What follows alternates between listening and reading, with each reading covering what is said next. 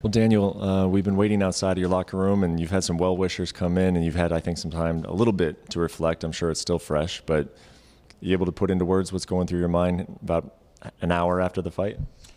Severe disappointment.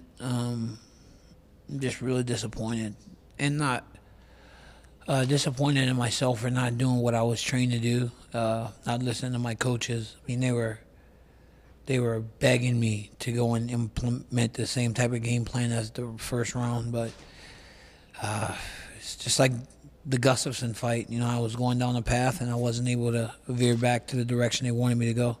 So disappointed I didn't do well for my coaches.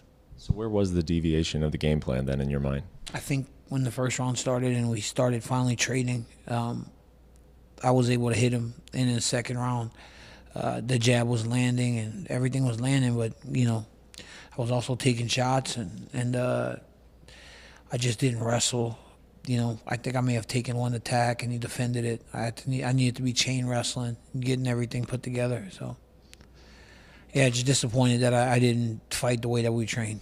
Do you think you fell in love with the success that you had early on? Because I think everybody watched that first round and said, man, DC looks as good as ever after that first round. Yeah, that's what I should have continued to do. I should have continued to wrestle, try to take him to the ground. On the ground, I was controlling the exchanges. I was able to keep him down for 3.5 minutes, I think. So it never really felt like he was going to get away from me, until the very end of the round whenever I ended up in the front headlock or something. But I think I fell in love with the fact that he was there to be hit in the second round and third round and, even the fourth round. I thought he made a masterful adjustment, starting to dig that left hook to the body.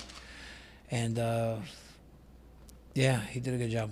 It felt like you were applying a whole lot of pressure in those first 3 rounds, and then maybe in the fourth round the pressure stopped. Was that because of the left hand that he was landing to the body, or was that just something that you kind of did on your own there? I don't know. I don't know why I stopped pressuring him so much. When I was pressuring him, I was the one getting there first, and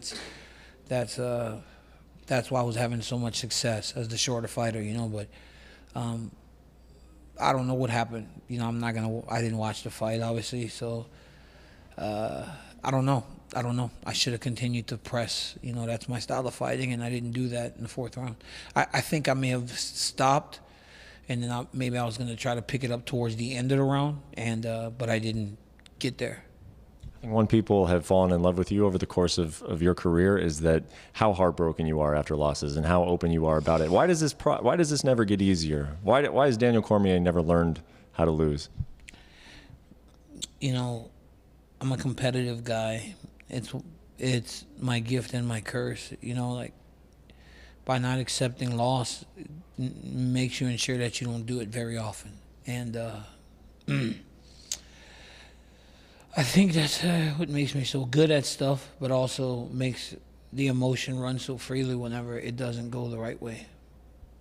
So at this point in your life, 40 years old, already one of the greatest fighters of all time, is there a real fire to go back in and right this wrong immediately? I mean, I think I could get a rematch if I wanted to, but it's something I'm going to have to discuss with my team and my my wife and my kids, my son.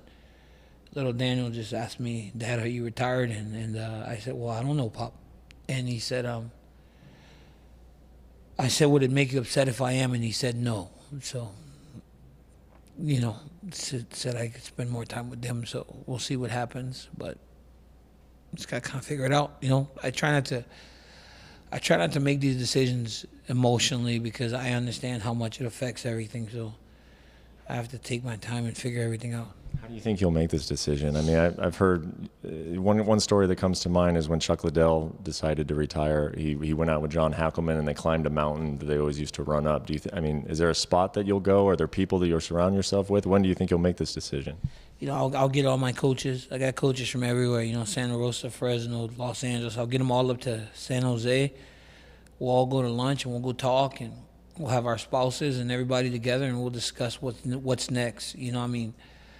I don't have to fight. I make a lot of money outside of the octagon. I've made a lot of money fighting, and I've done a lot of special things. So it would essentially be a matter of me wanting to go back and try to right the wrong of this fight tonight. So that would be the only thing that would make me come back to fight, I guess, so, we'll see. Like I said, I don't want to make this decision based in emotion. So I'll just kick back.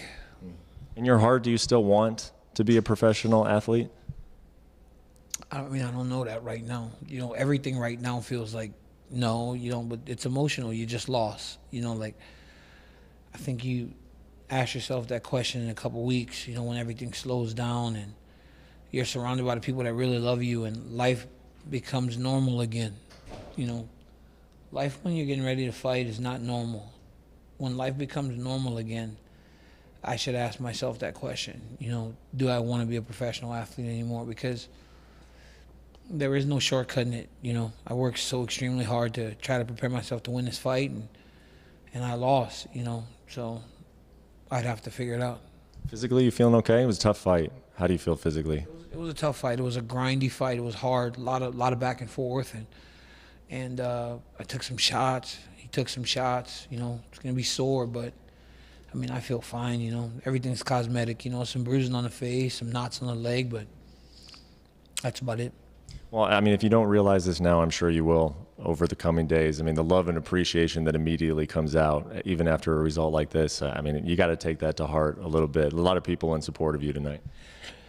I'm a lucky man, I guess I've gained some good favor with people by just trying to be nice to people, because why not? What's the alternative to being nice? Might as well just treat people the right way that you expect to be treated, and we'll see what happens. Well, hey, congrats on a great fight. Best of luck in the decisions that are coming forward, and of course we'll be there to find out what your next step is. Thank you, brother.